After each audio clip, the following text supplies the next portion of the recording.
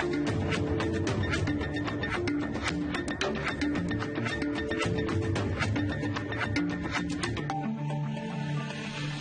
Tanse Anin. Good afternoon. Welcome to APTN InFocus. I'm Daryl Stranger. Today we're going to be taking a look at the Spring Equinox and what it means to Indigenous people and some of the traditions and events that mark the occasion. Now, as always, we want you to join in on our conversation. You can tweet us at APTN InFocus, or you can send us an email to infocus@aptn.ca. Now, before I introduce you to our guests today, here's a quick story about one of those celebrations. Nisga'a Communities has celebrated Hobier in northern BC this past weekend. It's an annual event welcoming the new harvest season. Dance groups came from all over the north to share their songs and culture. APTN's Lee Wilson was there. Came together to celebrate Hobier in the village of Lac-aux-Zap. All dance and cultural groups, dressed in regalia, drum their way into the community center and a grand entry. Samugit La, a Nisga'a house chief, is excited for Hobier to showcase their culture. I am very, very happy that this has happened to us. We've been able to bring back part of our culture. And we're still doing so. We're going to continue bringing back as much as we can. He says that in the olden days, large groups would travel to the Nass Valley to harvest oolakins, a small fatty fish important to many nations on BC's coast. Years ago, we used to have friends here to come visit us every year. About this time, about 5,000 to 10,000 people would come here just for the oolakin. Hobier is now an annual event celebrating the new harvesting season. Skahatsagon shared that the cultural event, as we see it now, originated in his Nisga'a community, Gitwans'ilk. Hobier actually originated in the village of Gitwans'ilk back in the 90s as an actual event to celebrate the upcoming moon, the harvesting season, and as a way to express ourselves culturally. He added that this time of year, it is a Nisga'a belief to look up at the crescent moon and watch if it's facing up or down. It can signal a good harvesting season, and they can share their preserves and celebrate. It's like this, when it's shaped like a hobby, a spoon, it correlates that we're going to have a great year. So we're going to have great fishing, great oolakin season, berries, hunting, all these little harvesting things that we do throughout the year. Lac-aux-Zap culture dancers performed a peace song for a group from Scotland in attendance. The National Museum of Scotland will repatriate a totem back to Nisga'a lands later this year. Nisga'a honored their longtime cultural directors, as well as cheering on their children and youth who fearlessly perform in front of the large crowds. So learning that knowledge is not only a big undertaking, but it's really fulfilling as well, because you get to see all the kids give it their all, from the oldest elder to the youngest kid, just out there giving it their all, showing who they really are. Kingold cultural dancers shook the building with a powerful performance. Their director, Sam Nelson Peel, says that is how their late elder, Rufus Watts, encouraged them to perform. We tend to sing from our stomach. That's where all the power comes from. And in turn, he also said to dance and sing loud enough so that they hear you on the other side and that you shake the earth as you do it. Skahatsagon shared 10 years ago, their nation did a survey and found there were only 3 or 4% of fluent Nisga'a speakers left. The language programs and cultural groups are a big part of passing down Nisga'a culture. More youth integrated into the language, with not just at school or at cultural events, but at home now. And it's used more often, and it's become the new normal for our youth to be able to understand our language when we're speaking to them, when we're singing, what we're singing, and all that stuff. It's been hugely beneficial for our youth. And Lee Wilson joins us now to talk about the event. Lee, thanks so much for being here. Thank you for having me, Daryl. So I know, Lee, you've covered this ceremony in previous years, but I just wanted to go back maybe to the first time you covered it. And can you tell me about that and how that went? Yeah, definitely. The first time I got to cover Nisga'a Hobier was in the village of Gitlick Damix. So that was in 2022. So it was the celebration of the Nisga'a New Year. So they're celebrating the new harvesting season. And one of the things that really stood out to me was the grand entry of that event. That was my first time seeing Hobier in person, and watching all of the groups come out together in a grand entry was something powerful, because the groups all come out together and you get to really see the regalia, you get to hear the drumming and the powerful songs that are happening. And by the end of that grand entry, all the groups from the four Niska communities are all together singing as one. So it was a really powerful experience to get to see that in person. Well, Lee, you mentioned some of what happens at the ceremony. Can you describe some of the ceremonies and what else goes on? Yeah, definitely. So the ceremonies are, so this one, it was a little bit unique at this last Hobier. One of the things that happened was there was a totem pole raising that happened right before Hobier started, and it was the Samogit, or Chief La. He was raising a replica pole of a pole that now stands in UBC. It was from the early 1900s. And so I got to see that totem pole raising along with the community. But some of the ceremonies that take place are, there was another group from Scotland, a delegation from Scotland, because the National Museum of Scotland is repatriating a totem pole back to the Niska. And that pole has been there for, I think, over 100 years. But the group got one of the groups, it was the Lakazap cultural dancers. They performed a peace song for that group. So the delegation from Scotland stood in the middle and they performed this really beautiful peace song for that group. And one of the really cool things for Hobier that I get to see, one of the ceremonies, is the passing from the host community to the next community. So the groups come together at the end of this, the end of Hobier, and they get to dance together and sing songs. And there's a moon that hangs above the whole event. And then that moon gets passed from the host community this year to the host community next year. So they passed it from Lakalzap to the community of Gingolith, which will be the host next year. Yeah, it looks like a beautiful ceremony, and it looks like something that, looks like it's going to be great going forward, and hopefully you can cover more. Lee, how did COVID affect what was being done with the ceremony? Was it canceled during the COVID years ago? How did COVID affect everything that was going on? Definitely, Daryl. So COVID did have an effect on Niska Hobier. So in Vancouver, there was 2 years. They have a Hobier event in Vancouver as well. And for 2 years, that event didn't run. And then last year in the Niska communities, there were concerns of COVID affecting many northern communities. So last year in the village of Gitlinsilk, there was a more subdued, limited community-only Hobier last year.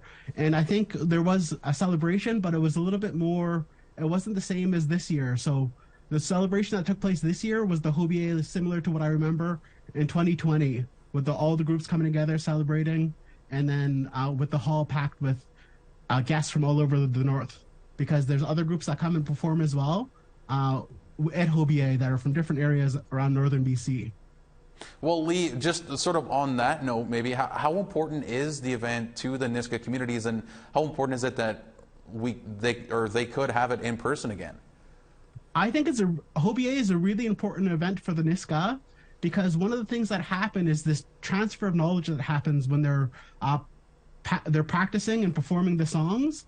Because basically, I remember being told when I did the story that the Niska, the fluent speakers, a survey showed that 10 years ago they were down to 3% of fluent speakers left.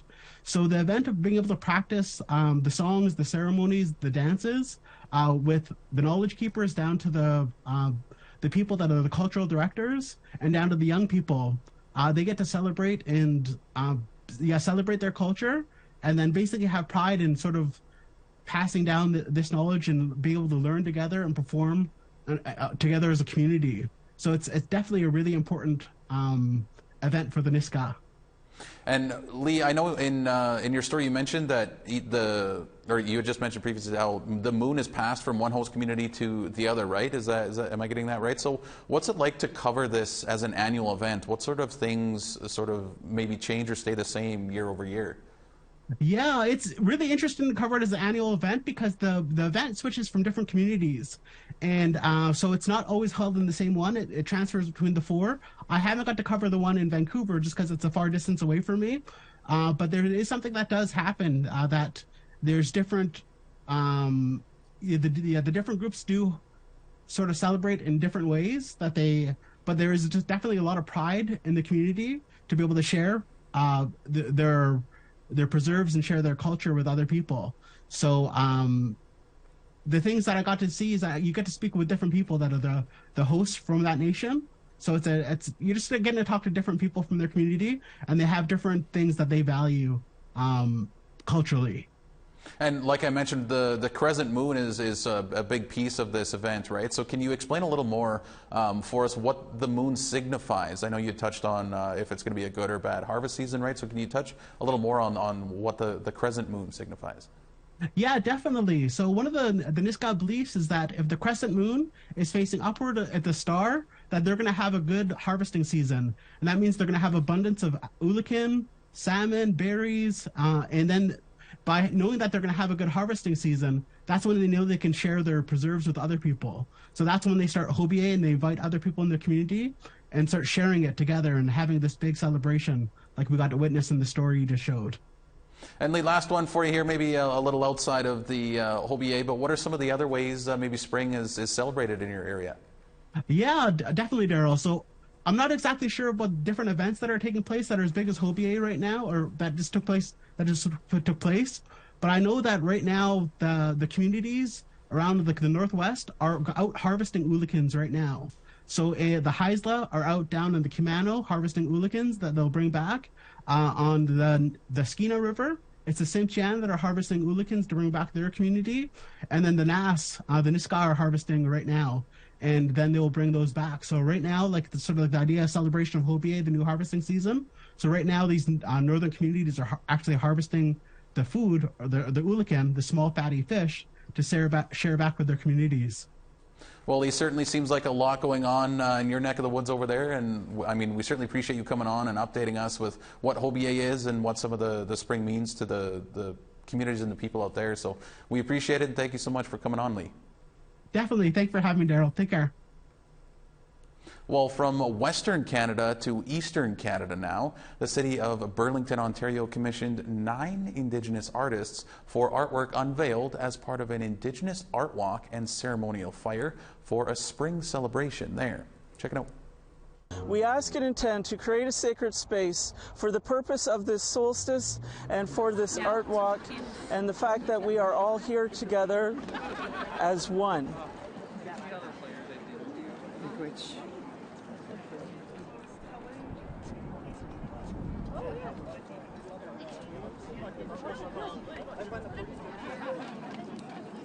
I ask for the healing of this group of people that is here right now. I ask it to leave through my physical, my mental, my emotional, my spiritual, and my cellular memories now.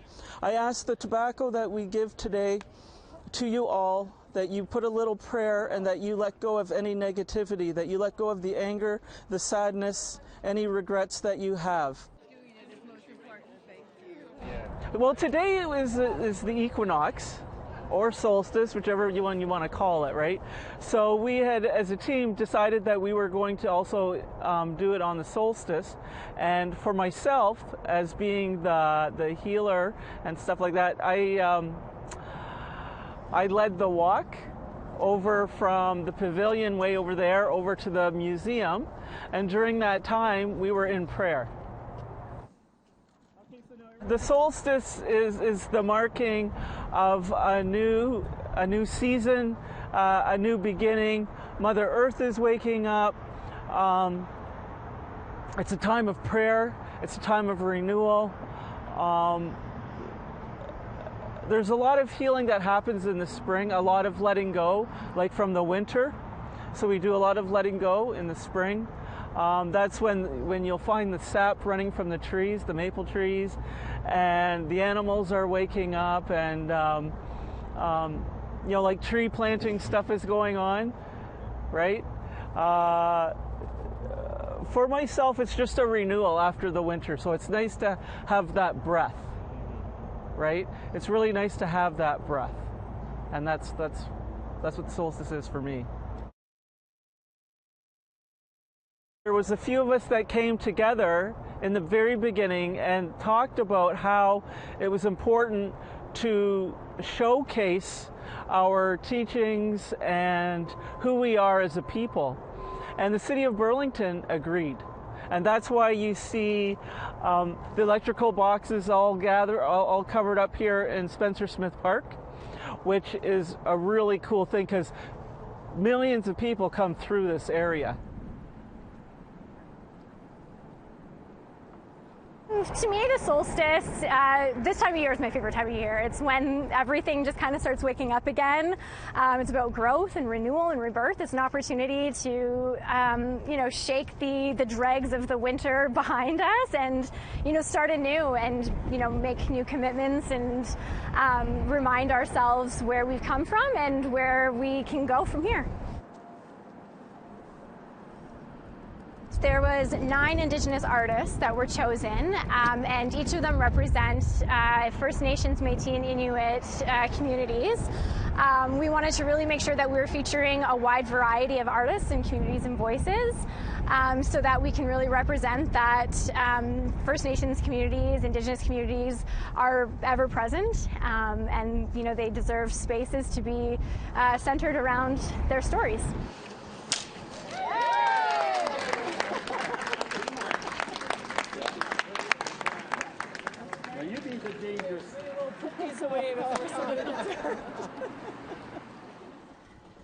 I was very, very happy and very honored to be the artist that was chosen for this.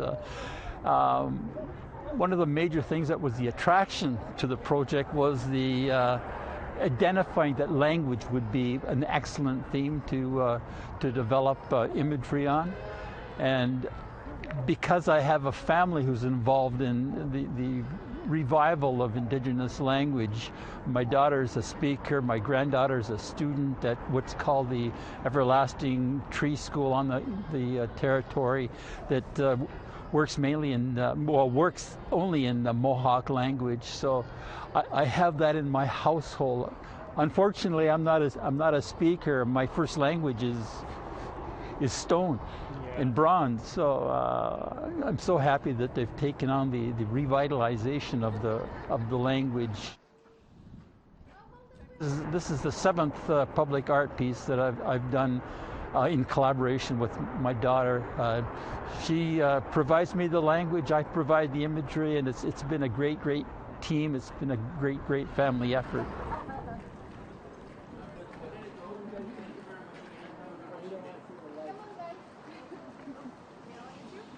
First of all, it's honoring women. It has to do with the resources and the land, and that's something that the women in their strength look after and maintain and ensure that that's alive and well for the coming generations. It's also about the sharing of information, our worldview, discussions that we have about what our aspirations are, the items that we have to deal with as Indigenous people, nationhood, peace and reconciliation, looking to rid the world of events like the murdered and missing women and girls. There's so much to make comment on.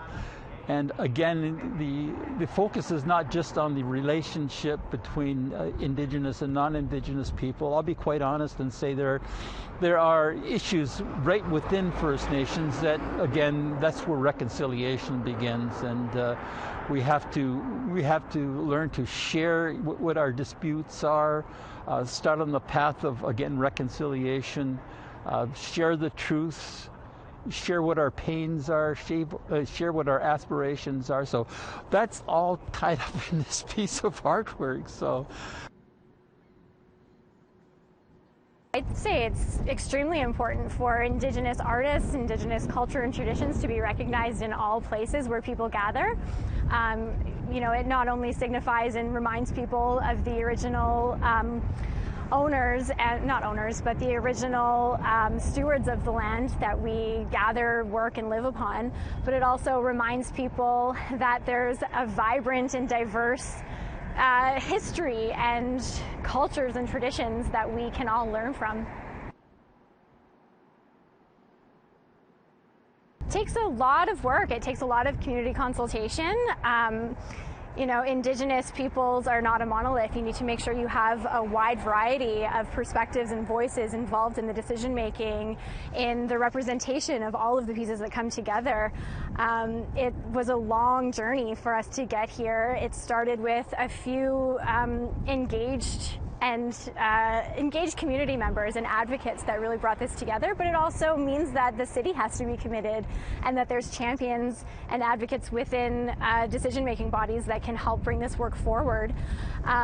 So it's not just, you know, a one-sided project. It really means that Indigenous and non-Indigenous community members need to come together to make this work happen. It's a beautiful thing. Yeah, it's a breath of fresh air, right? It's a breath of fresh air, and just being outside and being able to connect with the mother is like awesome.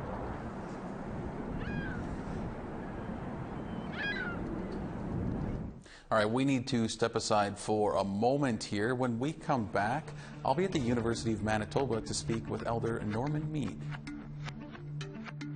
Join our conversation now. Like us on Facebook on our APTN News page, follow or tweet us at APTN InFocus, and send your thoughts to infocus@aptn.ca.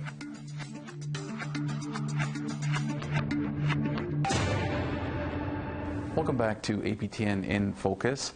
Our next guest, we're actually live on location interviewing him, and we are interviewing Elder Norman Mead from the Indigenous Students Center at the University of Manitoba. And Norman, it's great to chat with you. And you know, today the In Focus is all about spring and the spring equinox and what it means to us as Indigenous people. I wanted to ask you what the significance of spring and the spring equinox is for us as First Nations people and Indigenous people in general. Yeah, well, you know, spring equinox is, as we know, it's a time when we think of getting out of that long, dark, cold winter and into a new season, right? It's a season. It's not just a day. We talk about spring equinox as being a day like the 20th or the 21st, but it actually is the beginning of a new season. And for us as Indigenous people, it's the beginning of something new, a new season, new life, right? A time to plant. Yes. Well, and so it's a new season. So what comes with that new season? I imagine there's herds of migration in terms of the animals and the food. I imagine that's got a big part to do with it. So what comes with the new season? Yeah, what comes with a new season? Well, you know, when we think of the bird life, for example, right? We think of those birds that go away for the winter to warmer climates and are coming back now. And it's nice to see the return of those migratory birds that are coming back now for the long summer, you know, and also the ones that hibernate, right? You know, not only the animals, but the insects, too, that hibernate. You know, they go also to rest for the winter, that long, cold winter, and now they're either coming out of their dens, hibernation places, or coming out of the ground, you know, the insects and that come out. It also reminds us of the water and how important that water is, right? We talk about flooding, but we talk about also the water that has that spirit of life in itself, right? And that's really important for us as Indigenous people when we think about the season of in this time of the year, the spring season or a time of equinox. Mm. And I know the sun and the moon also play a big part in this, right? Can you talk a little bit about that? Yeah, well, we know, I mean, the sun, when it crosses the equator, that day, you know, that minute of that day, you know, that's just a moment, right, when that sun crosses from the southern to the northern hemisphere. But, I mean, we think about that as the time that it happens.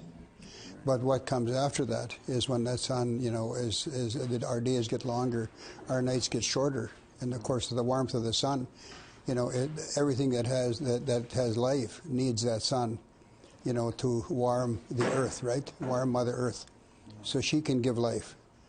And, you know, this is what it's about, right? That sun. And, of course, the moon cycles also are part of that to let us know, you know, that the grandmother moon is also there to let us know what's happening. We have 13 moons, you know, in a year, we say, right? And we think that each moon, like we call this the worm moon, you'll hear of that, the worm moon, yeah. So can you sort of explain that, the worm moon for us? Yeah, the worm moon, it's not worm, it's worm. Worm. Yeah, like the worm moon is when, you know, the insects are coming alive, wherever they have hibernated for the winter, out of the wood, out of the ground, you know. And we watch those that come out after hibernation. And we know that spring has arrived, you know. Our spring equinox is here to be with us until the beginning of summer. Yeah, and that's really important that we teach our children and we teach each other about those times of the year, special times of the year. Right. Well, you mentioned teaching others and why that's so important. How can maybe somebody teach either their children or their loved ones or a friend about how important this season really is? So, like, what can they do to maybe educate someone else? Well, you know, the best thing to do is to go out on the land, go out where the real life is, out on the land there with this beautiful sun we have even today. It's nice, it's warm. The wind is kind of blowing from the north. It's a little cool, but it's nice out. I mean, that bright sun, you know, it brings us that warm heart, warmth to the heart. And it's good to go out with your children on the land with this little bit of snow that we have on the ground. In a few weeks there won't be any snow, but we'll have water. And we should be out there teaching our children about how to respect, you know, that water and that snow that's on the ground, because it's there for our benefit. It's there for us, and it's there for Mother Earth, you know. And we should be teaching our children about those things. And not only the children, but one another. We should be out, you know, doing walks, you know, in the bush or wherever we might be, you know, even in the city here. I mean, it's nice to take your children out or go on walks, you know. And there's a lot of people, you know, out there that are doing those things. But as Indigenous people, we like to pass that knowledge on and show them that respect that we have for one another, but also for Mother Earth and for the sun. You know, the beautiful wind that's blowing. You know, we should be doing that.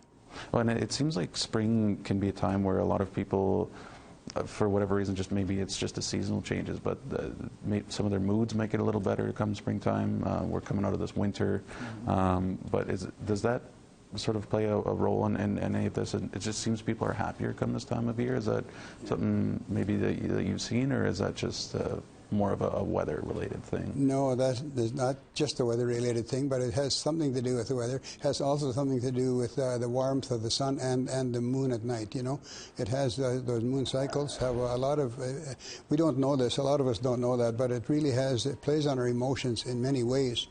And the good emotion that we feel, you know, from those sources, it's that energy that we're feeling, right? And that's a beautiful energy. That sometimes, and it's a natural energy, it's there always, every spring, right? And we celebrate that in different ways, you know. We celebrate that energy that is there for us. And it's nice to know that it's always there every year. We go through the same thing, and never fails us, right? Yeah, natural law never fails us, you know. Yeah, and it seems this is also a time for gathering. Why is that so important that we all gather together and celebrate this new time, this new season? Yeah, well, you know, gathering is really important, right? Gathering together as people and with our pets and with our children too, you know, gathering together and just being there with them and with each other, right? I mean, there's lots of celebrations that go on this time of the year. Like I know in our Métis community, we celebrate, you know, in different ways. Our First Nations people celebrate. We just had a big celebration back home. I'm saying back home, meaning Hall of Water, Manigatagan area, where I'm from. We just had a big celebration there on the weekend, and we call it our Spring Festival, you know, and it's really good to see people come out and enjoy. I mean, you can go fishing, you can go, you can make fires, you know, you can do all of those things, and it's so good to get together with family and with community, right? Mm-hmm. And what's maybe your favorite part of this season and the equinox and just this whole time? Do you have a favorite part, or is it all just sort of as one? No, I kind of like a little bit later than this yet. I mean, I like snow, but I like the planting season. I like you know, going and planting trees. I try to plant some trees every spring, because this is a time when we relate to the trees. Spring equinox is a time that, you know, some will be taking their maple syrup, right? They'll be harvesting that maple syrup. And others will be harvesting other medicines from the trees, right? The trees that are older trees, right? But I like to plant young trees so that my children or my grandchildren, my great-grandchildren will have a tree that they can say, well, Grandpa planted this tree, right? And it's nice when you can have that relationship with the trees, but also with other plant life. Like I like doing gardens. I like planting seeds and watching, you know, the garden grow. And I do that with my grandchildren. They like it and I like it, and so we do that every year. You know, we have a garden up north in Maniquotagan, and we also have a garden in our backyard here in Winnipeg. Yeah, and it's just nice. So you mentioned you plant trees and stuff. Is that something people can do to sort of celebrate the season and like you said, be at one with the land and with the other creatures and that sort of thing? Like what's something maybe they can do or that to sort of celebrate the season? Yeah, well, I mean, you know, planting trees is something that helps our earth, the Mother Earth. It also helps our environment, right, to sustain its life in a good way. You know, that is important. That, you know, trees, you plant a tree, you know, it takes a long time for it to grow. But it's good to plant it and then watch it grow and help it to grow, you know. That's a teaching in itself. Like, what do I do with this tree, right? Well, you have to water it, and it's got to be planted.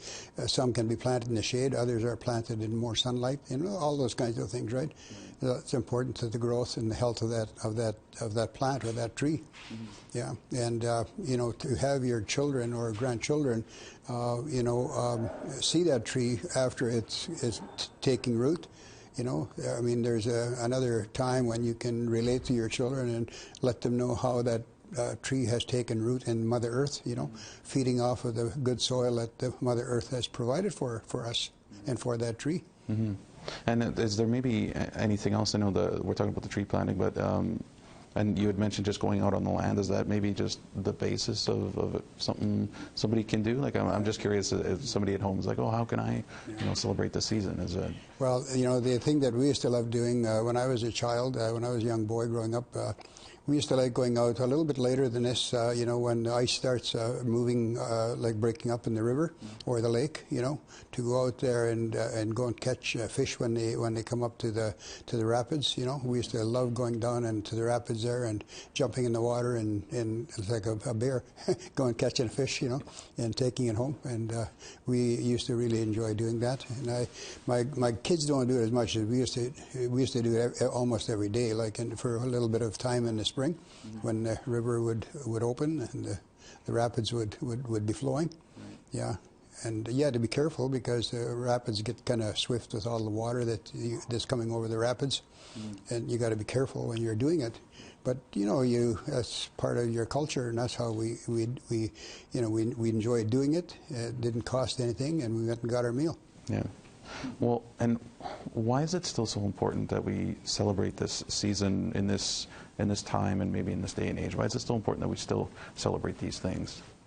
Well, you know, it really has to do with the relationship to the land and to everything around us, right?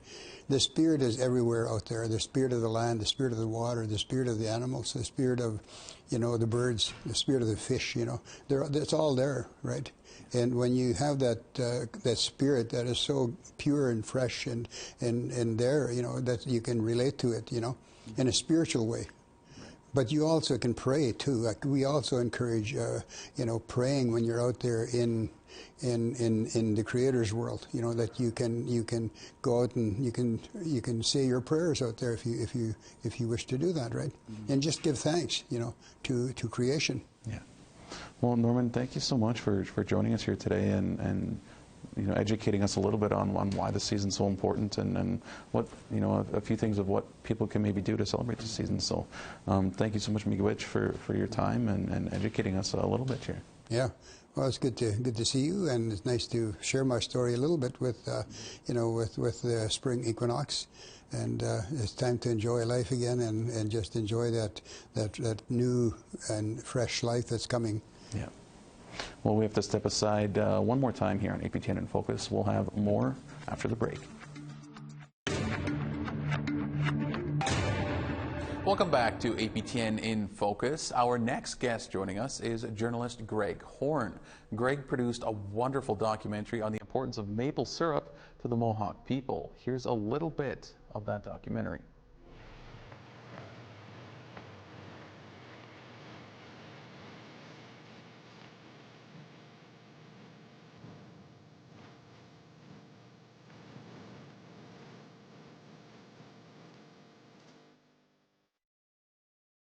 Wahta is an important tree for us. We go back to our teachings and even look to the Yohonda Gariwadekwa. We acknowledge the maple tree Wahta for being the leader of the tree life. When you get out on the land and be part of this process of making syrup or maple sugar, then you get to understand why it's like that.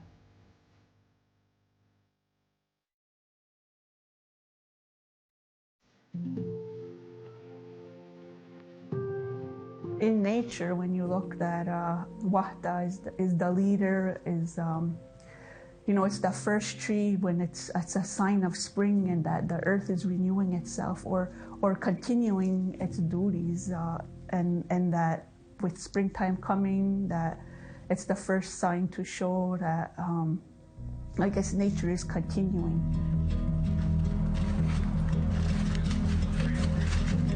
I love the spring. Most people hate it because it starts to turn muddy and everything. The spring means maple season, and we head out to the sugar bush where all the trees are, and we have some lines up. We don't use the buckets anymore. So like I was saying, we've upgraded. When I first started, I had no idea what making maple syrup was. I know it came out of the tree, and I know I had to boil it down. I just didn't realize how much boiling was involved. And I think the first year, my wife and I, we had about a bucket of sap, and we boiled it down to maybe get a teaspoon of it. Greg, thank you so much for joining us here on APTN in Focus. Let's first start off, if you could tell us about spring in your territory. Spring here in Ganawage, is a very interesting time. Not only is everybody getting happier with the longer days and whatnot, but it also means it's time to tap maple trees, and community members from Ganawage have been doing this for a number of years. I mean, it's something that people do across Quebec. So it's just one of those things that it's starting off now, and I think people are really excited about it. So you brought up maple trees, and I have to ask it. One of the most delicious aspects of it, I hear, is called sugaring off. Is that the right term? Can you describe that process for us? So part of that whole process, right? Is, and I'm no expert here on this, but it's every year you tap maple trees and you get sap and you boil it down to maple syrup, and then you can even boil it down even further to get candy. And one of the big things about the experience of going to a sugar shack is to get maple candy where they pour it right onto the snow, and that's basically the whole sugaring off process. Well, I know maple and snow. I think I've had that at a local festival here, and it's just delicious. So a little jealous you guys get that a little more than we do. But so just with everything going on, I mean, how important is the tradition to the Mohawk people, and when did they sort of start this? Well, so this, if you look back and you look into our traditions, maple is one of the most important plants and trees in our traditional cycle of ceremonies. So every year, as part of our cycle of ceremonies, we have a festival for the maple tree, and as a part of our Honda Gariwadekwa, our opening prayer, where we give thanks to everything in creation. There's a special note made for the maple tree, and that's because of the sap, and then turning that into syrup. Because after a long winter, being able to it's one of the first signs of renewal, and that the new year has started, and that you can now tap these trees and get some more sustenance rather than just some the food that you had stored over the winter, right? So this is something that's been part of Haudenosaunee culture for millennia, and it's just something that we introduced to settlers here, and they ran with it, and now they have Quebec is the largest producer of maple syrup in the world. So but it was something that was introduced to the world by the Haudenosaunee. Well, so then, sort of on that same note, I mean, I have to ask, I don't know if you have an answer for this, but I mean, who looked at a tree and thought, oh, okay, we can, make syrup from this?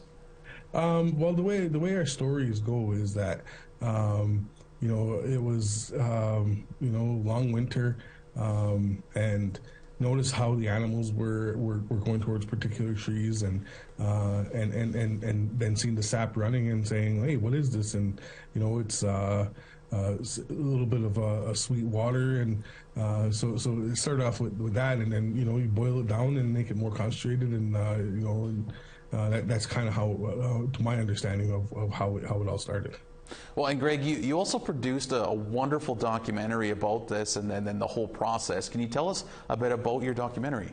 Yeah, so last year, around this time, the team here at Yurdi we were looking at something different, a different way to tell a story, and so I spoke to a couple people here in the community that do tap maple trees every year, and right from a young couple who tap a couple trees in their yard to another guy who taps upwards of 900 trees, and just said, hey, would you be interested in taking part in this project? And we want to do a short 20-minute documentary about maple syrup and its connection to the community. And everybody we spoke to jumped on board, and so we spent the next few weeks, going out to people's properties and watching them tap the trees and gather the sap. And then it was interesting because some people just have, they're collecting by bucket, and others are collecting using the large vacuum systems and with the tubes and everything, and then bringing it down to their evaporator and just going from there. And it was a really interesting process, and it was a fun project. Well, what was the reception like for your documentary? What did people think of it? People really, I think, really enjoyed it. We submitted to a few film festivals, and we got a couple awards. So names finalists and semifinalists in a couple of them. So it was really a fun project, and I think people really enjoyed it. Well, congratulations to you and everybody who worked on that documentary. And Greg, before we let you go, I mean, our show today obviously is about spring, but what are some of the other seasonal traditions out in your neck of the woods? I think part of it is, spring is also the start of a new cycle of the year, right? And here you're starting to look at a lot of kids are starting to pick up their lacrosse sticks and looking forward to a long summer of playing the Creators game. Well, Greg, we certainly appreciate you coming on our show here and updating us a little bit on what happens out in your neck of the woods, as I said. So thank you so much for coming on, and we really appreciate your time. Yeah, no problem at all. And to celebrate spring in Iqaluit, folks there head to the annual Tunic Time festival. It's a chance for everyone to come out and have some fun with some traditional and not so traditional events. APTN's Steve Mongeau brings us some of the highlights from a previous festival. Starting off the last day of Tunic Time, an all-time favorite, the dog sled race. Dog runners race each other across the ice and overland to see who has the fastest team. It wasn't just dog power. There's also some serious horsepower. The uphill climb draws many competitors to see who has the fastest machine to climb Hospital Hill. Traditional skills like whipping are always fun. Don't just try and hit the small wood block using a long whip. It's not as easy as it looks. There's also harpoon throwing.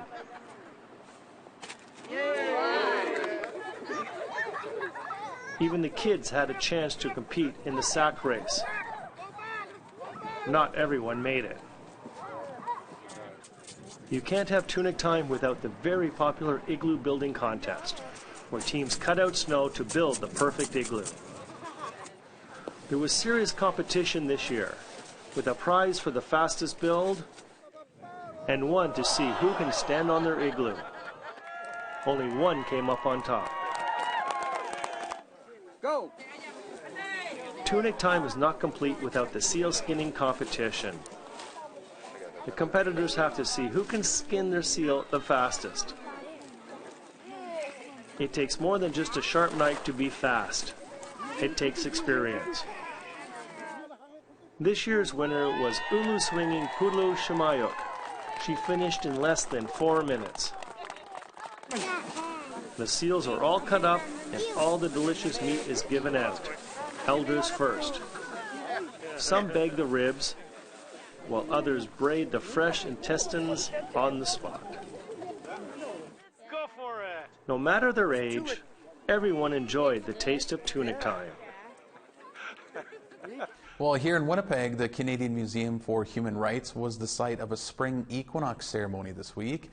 What was unique about this one was we were allowed to film the pipe and water ceremony, which normally is not filmed. Here's some of the sights and sounds of that.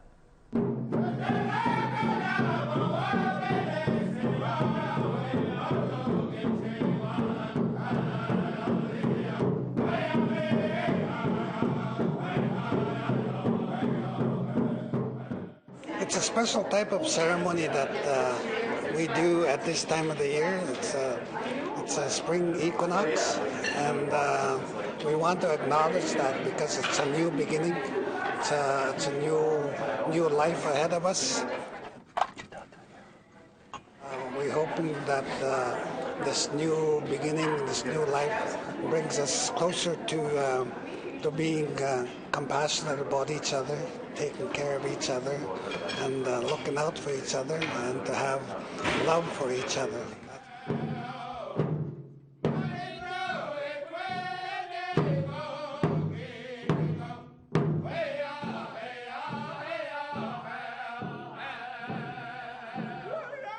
It's a time of renewal, growth. It brings a lot of animals out of hibernation. It brings a lot of the winged birds from the south, and so it brings back a lot of life for us, and we acknowledge that because they play a very important part in our way of life and our way of living.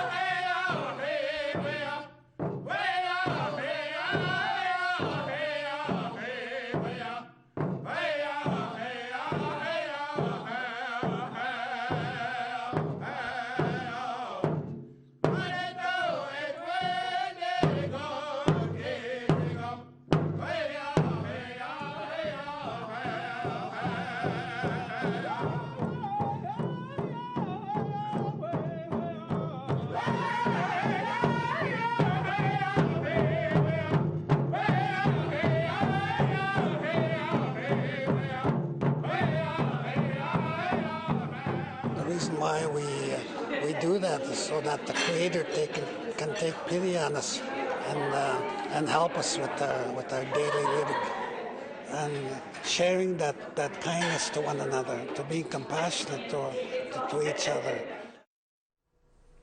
All right, that's all we have for you this afternoon on APTN in Focus. Today's episode will be available as a podcast. You can listen and subscribe on aptnnews.ca/podcasts, or you can find us on your favorite player.